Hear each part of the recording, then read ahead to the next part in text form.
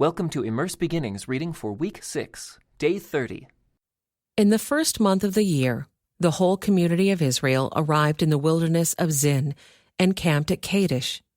While they were there, Miriam died and was buried. There was no water for the people to drink at that place, so they rebelled against Moses and Aaron. The people blamed Moses and said, "If only we had died in the Lord's presence with our brothers. Why have you brought the congregation of the Lord's people into this wilderness to die, along with all our livestock? Why did you make us leave Egypt and bring us here to this terrible place? This land has no grain, no figs, no grapes, no pomegranates, and no water to drink." Moses and Aaron turned away from the people and went to the entrance of the tabernacle, where they fell face down on the ground. Then the glorious presence of the Lord appeared to them, and the Lord said to Moses, "You and Aaron must take the staff and assemble the entire community. As the people watch, speak to the rock over there, and it will pour out its water. You will provide enough water from the rock to satisfy the whole community and their livestock." So Moses did as he was told. He took the staff from the place where it was kept before the Lord. Then he and Aaron summoned the people to come and gather at the rock. "Listen, you rebels," he shouted. "Must we bring you water from this rock?" Then Moses raised his hand and struck the rock twice with the staff, and water gushed out. So the entire community and their livestock drank their fill. But the Lord said to Moses and Aaron, "Because you did not trust me enough to demonstrate my holiness to the people of Israel, you will not lead them into the land I am giving them." This place was known as the waters of Meribah, which means arguing, because there the people of Israel argued with the Lord, and there he demonstrated his holiness among them. While Moses was at Kadesh, he sent ambassadors to the king of Edom with this message: "This is what your relatives, the people of Israel, say. You know all the hardships we have been through. Our ancestors went down to Egypt, and we lived there a long time, and we and our ancestors were brutally mistreated by the Egyptians. But when we cried out to the Lord, he heard us and sent an angel who brought us out of Egypt. Now we are camped at Kadesh, a town on the border of your land. Please let us travel through your land. We will be careful not to go through your fields and vineyards. We won't even drink water from your wells. We will stay on the king's road and never leave it until we have passed through your territory." But the king of Edom said, "Stay out of my land, or I will meet you with an army." The Israelites answered, "We will stay on the main road. If our livestock drink your water, we will pay for it. Just let us pass through your country, that's all we ask." But the king of Edom replied, "Stay out, you may not pass through our land." With that, he mobilized his army and marched out against them with an imposing force. Because Edom refused to allow Israel to pass through their country, Israel was forced to turn around. The whole community of Israel left Kadesh and arrived at Mount Hor. There, on the border of the land of Edom, the Lord said to Moses and Aaron, "The time has come for Aaron to join his ancestors in death. He will not enter the land I am giving the people of Israel, because the two of you rebelled against my instructions concerning the water at Meribah. Now, take Aaron and his son Eleazar up Mount Hor. There you will remove Aaron's priestly garments and put them on Eleazar his son. Aaron will die there and join his ancestors." So Moses did as the Lord commanded. The three of them went up Mount Hor together as the whole community watched. At the summit, Moses removed the priestly garments from Aaron and put them on Eleazar, Aaron's son. Then Aaron died there on top of the mountain, and Moses and Eleazar went back down. When the people realized that Aaron had died, all Israel mourned for him 30 days. The Canaanite king of Arad, who lived in the Negev, heard that the Israelites were approaching on the road through Atharim. So he attacked the Israelites and took some of them as prisoners. Then the people of Israel made this vow to the Lord: If you will hand these people over to us, we will completely destroy all their towns." The Lord heard the Israelites' request and gave them victory over the Canaanites. The Israelites completely destroyed them and their towns, and the place has been called Hormah ever since. Then the people of Israel set out from Mount Hor, taking the road to the Red Sea to go around the land of Edom. But the people grew impatient with the long journey, and they began to speak against God and Moses. "Why have you brought us out of Egypt to die here in the wilderness?" they complained. "There is nothing to eat here and nothing to drink, and we hate this horrible manna." So the Lord sent poisonous snakes among the people, and many were bitten and died. Then the people came to Moses and cried out, "We have sinned by speaking against the Lord and against you. Pray that the Lord will take away the snakes." So Moses prayed for the people. Then the Lord told him, "Make a replica of a poisonous snake and attach it to a pole. All who are bitten will live if they simply look at it." So Moses made a snake out of bronze and attached it to a pole. Then anyone who was bitten by a snake could look at the bronze snake and be healed. The Israelites traveled next to Oboth and camped there. Then they went on to Abarim, in the wilderness on the eastern border of Moab. From there they traveled to the valley of Zered Brook and set up camp. Then they moved out and camped on the far side of the Arnon River, in the wilderness adjacent to the territory of the Amorites. The Arnon is the boundary line between the Moabites and the Amorites. For this reason, the book of the Wars of the Lord speaks of the town of Waheb in the area of Suphah, and the ravines of the Arnon River, and the ravines that extend as far as the settlement of Ar on the border of Moab. From there the Israelites traveled to Beer, which is the well where the Lord said to Moses, "Assemble the people, and I will give them water." There the Israelites sang this song, "Spring up, O well. Yes, sing its praises. Sing of this well, which princes dug, which great leaders hollowed out with their scepters and staffs." Then the Israelites left the wilderness and proceeded on through Mattanah, Nahaliel, and Bamoth. After that, they went to the valley in Moab, where Pisgah Peak overlooks the wasteland. The Israelites sent ambassadors to King Sihon of the Amorites with this message, "Let us travel through your land. We will be careful not to go through your fields and vineyards. We won't even drink water from your wells. We will stay on the king's road until we have passed through your territory." But King Sihon refused to let them cross his territory. Instead, he mobilized his entire army and attacked Israel in the wilderness, engaging them in battle at Jahaz. But the Israelites slaughtered them with their swords and occupied their land from the Arnon River to the Jabbok River. They went only as far as the Ammonite border, because the boundary of the Ammonites was fortified. So Israel captured all the towns of the Amorites and settled in them, including the city of Heshbon and its surrounding villages. Heshbon had been the capital of King Sihon of the Amorites. He had defeated a former Moabite king and seized all his land as far as the Arnon River. Therefore, the ancient poets wrote this about him: "Come to Heshbon, and let it be rebuilt. Let the city of Sihon be restored. A fire flamed forth from Heshbon, a blaze from the city of Sihon. It burned the city of Ar in Moab. It destroyed the rulers of the Arnon Heights. What sorrow awaits you, O people of Moab! You are finished, O worshippers of Chemosh. Chemosh has left his sons as refugees, his daughters as captives of Sihon, the Amorite king. We have utterly destroyed them from Heshbon to Dibon. We have completely wiped them out, as far away as Nophah and Medeba." So the people of Israel occupied the territory of the Amorites.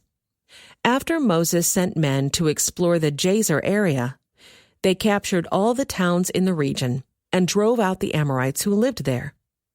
Then they turned and marched up the road to Bashan, But King Og of Bashan and all his people attacked them at Edrei. The Lord said to Moses, "Do not be afraid of him, for I have handed him over to you, along with all his people and his land. Do the same to him as you did to King Sihon of the Amorites, who ruled in Heshbon." And Israel killed King Og, his sons, and all his subjects. Not a single survivor remained. Then Israel occupied their land. Then the people of Israel traveled to the plains of Moab and camped east of the Jordan River, across from Jericho. Balak, son of Zippor, the Moabite king, had seen everything the Israelites did to the Amorites. And when the people of Moab saw how many Israelites there were, they were terrified. The king of Moab said to the elders of Midian, "This mob will devour everything in sight, like an ox devours grass in the field." So Balak, king of Moab, sent messengers to call Balaam, son of Beor, who was living in his native land of Pethor, near the Euphrates River. His message said, "Look, a vast horde of people has arrived from Egypt. They cover the face of the earth and are threatening me. Please come and curse these people for me, because they are too powerful for me. Then perhaps I will be able to conquer them and drive them from the land. I know that blessings fall on any people you bless, and curses fall on people you curse." Balak's messengers, who were elders of Moab and Midian, set out with money to pay Balaam to place a curse upon Israel. They went to Balaam and delivered Balak's message to him. "Stay here overnight," Balaam said. "In the morning I will tell you whatever the Lord directs me to say." So the officials from Moab stayed there with Balaam. That night God came to Balaam and asked him, "Who are these men visiting you?" Balaam said to God, "Balak, son of Zippor, king of Moab, has sent me this message. Look, a vast horde of people has arrived from Egypt, and they cover the face of the earth. Come and curse these people for me. Then perhaps I will be able to stand up to them and drive them from the land." But God told Balaam, "Do not go with them. You are not to curse these people, for they have been blessed." The next morning, Balaam got up and told Balak's officials, "Go on home. The Lord will not let me go with you." So the Moabite officials returned to King Balak and reported, "Balaam refused to come with us." Then Balak tried again. This time he sent a larger number of even more distinguished officials than those he had sent the first time. They went to Balaam and delivered this message to him. "This is what Balak, son of Zippor, says. Please don't let anything stop you from coming to help me. I will pay you very well and do whatever you tell me. Just come and curse these people for me." But Balaam responded to Balak's messengers, "Even if Balak were to give me his palace filled with silver and gold, I would be powerless to do anything against the will of the Lord my God. But stay here one more night, and I will see if the Lord has anything else to say to me." That night God came to Balaam and told him, "Since these men have come for you, get up and go with them. But do only what I tell you to do." So the next morning Balaam got up, saddled his donkey, and started off with the Moabite officials. But God was angry that Balaam was going, so he sent the angel of the Lord to stand in the road to block his way. As Balaam and 2 servants were riding along, Balaam's donkey saw the angel of the Lord standing in the road with a drawn sword in his hand. The donkey bolted off the road into a field, but Balaam beat it and turned it back onto the road. Then the angel of the Lord stood at a place where the road narrowed between 2 vineyard walls. When the donkey saw the angel of the Lord, it tried to squeeze by and crushed Balaam's foot against the wall. So Balaam beat the donkey again. Then the angel of the Lord moved farther down the road and stood in a place too narrow for the donkey to get by at all. This time, when the donkey saw the angel, it lay down under Balaam. In a fit of rage, Balaam beat the animal again with his staff. Then the Lord gave the donkey the ability to speak. "What have I done to you that deserves your beating me 3 times?" it asked Balaam. "You have made me look like a fool," Balaam shouted. If I had a sword with me, I would kill you." "But I am the same donkey you have ridden all your life," the donkey answered. "Have I ever done anything like this before?" "No," Balaam admitted. Then the Lord opened Balaam's eyes, and he saw the angel of the Lord standing in the roadway with a drawn sword in his hand. Balaam bowed his head and fell face down on the ground before him. "Why did you beat your donkey those 3 times?" the angel of the Lord demanded. "Look, I have come to block your way because you are stubbornly resisting me. 3 times the donkey saw me and shied away. Otherwise, I would certainly have killed you by now and spared the donkey." Then Balaam confessed to the angel of the Lord, "I have sinned. I didn't realize you were standing in the road to block my way. I will return home if you are against my going." But the angel of the Lord told Balaam, "Go with these men, but say only what I tell you to say." So Balaam went on with Balak's officials. When King Balak heard that Balaam was on the way, he went out to meet him at a Moabite town on the Arnon River, at the farthest border of his land. "Didn't I send you an urgent invitation? Why didn't you come right away?" Balak asked Balaam. "Didn't you believe me when I said I would reward you richly?" Balaam replied, "Look, now I have come, but I have no power to say whatever I want. I will speak only the message that God puts in my mouth." Then Balaam accompanied Balak to Kiriath-Huzoth, where the king sacrificed cattle and sheep. He sent portions of the meat to Balaam and the officials who were with him.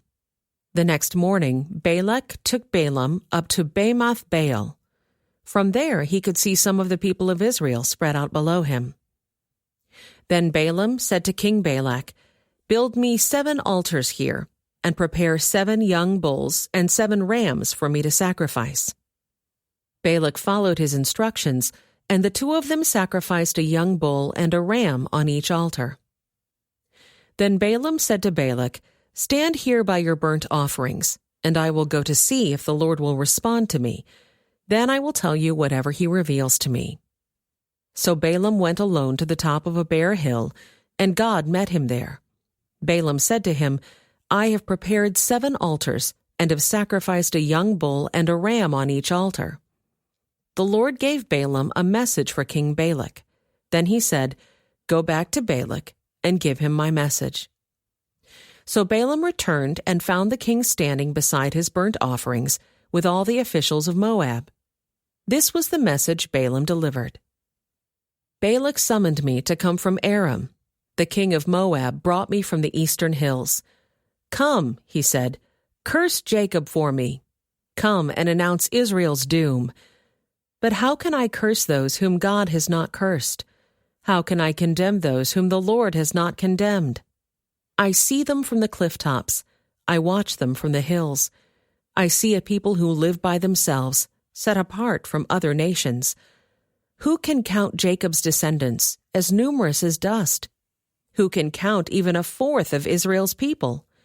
Let me die like the righteous. Let my life end like theirs." Then King Balak demanded of Balaam, "What have you done to me? I brought you to curse my enemies. Instead, you have blessed them." But Balaam replied, "I will speak only the message that the Lord puts in my mouth." Then King Balak told him, "Come with me to another place. There you will see another part of the nation of Israel, but not all of them. Curse at least that many." So Balak took Balaam to the plateau of Zophim on Pisgah Peak. He built 7 altars there and offered a young bull and a ram on each altar. Then Balaam said to the king, "Stand here by your burnt offerings, while I go over there to meet the Lord." And the Lord met Balaam and gave him a message. Then he said, "Go back to Balak and give him my message." So Balaam returned and found the king standing beside his burnt offerings with all the officials of Moab. "What did the Lord say?" Balak asked eagerly. This was the message Balaam delivered. "Rise up, Balak, and listen. Hear me, son of Zippor. God is not a man, so he does not lie. He is not human, so he does not change his mind. Has he ever spoken and failed to act? Has he ever promised and not carried it through? Listen, I received a command to bless. God has blessed, and I cannot reverse it. No misfortune is in his plan for Jacob. No trouble is in store for Israel. For the Lord their God is with them. He has been proclaimed their king. God brought them out of Egypt. For them he is as strong as a wild ox. No curse can touch Jacob. No magic has any power against Israel. For now it will be said of Jacob, what wonders God has done for Israel. These people rise up like a lioness, like a majestic lion rousing itself. They refuse to rest until they have feasted on prey, drinking the blood of the slaughtered. Then Balak said to Balaam, "Fine, but if you won't curse them, at least don't bless them." But Balaam replied to Balak, "Didn't I tell you that I can do only what the Lord tells me?" Then King Balak said to Balaam, "Come, I will take you to one more place. Perhaps it will please God to let you curse them from there." So Balak took Balaam to the top of Mount Peor, overlooking the wasteland. Balaam again told Balak, "Build me 7 altars, and prepare 7 young bulls and 7 rams for me to sacrifice." So Balak did as Balaam ordered, and offered a young bull and a ram on each altar. By now Balaam realized that the Lord was determined to bless Israel, so he did not resort to divination as before. Instead, he turned and looked out toward the wilderness, where he saw the people of Israel camped, tribe by tribe. Then the Spirit of God came upon him, and this is the message he delivered. This is the message of Balaam, son of Beor, the message of the man whose eyes see clearly, the message of one who hears the words of God, who sees a vision from the Almighty, who bows down with eyes wide open. How beautiful are your tents, O Jacob! How lovely are your homes, O Israel! They spread before me like palm groves, like gardens by the riverside. They are like tall trees planted by the Lord, like cedars beside the waters. Water will flow from their buckets. Their offspring have all they need. Their king will be greater than Agag. Their kingdom will be exalted. God brought them out of Egypt. For them he is as strong as a wild ox. He devours all the nations that oppose him, breaking their bones in pieces, shooting them with arrows. Like a lion, Israel crouches and lies down. Like a lioness, who dares to arouse her? Blessed is everyone who blesses you, O Israel, and cursed is everyone who curses you. King Balak flew into a rage against Balaam. He angrily clapped his hands and shouted, "I called you to curse my enemies.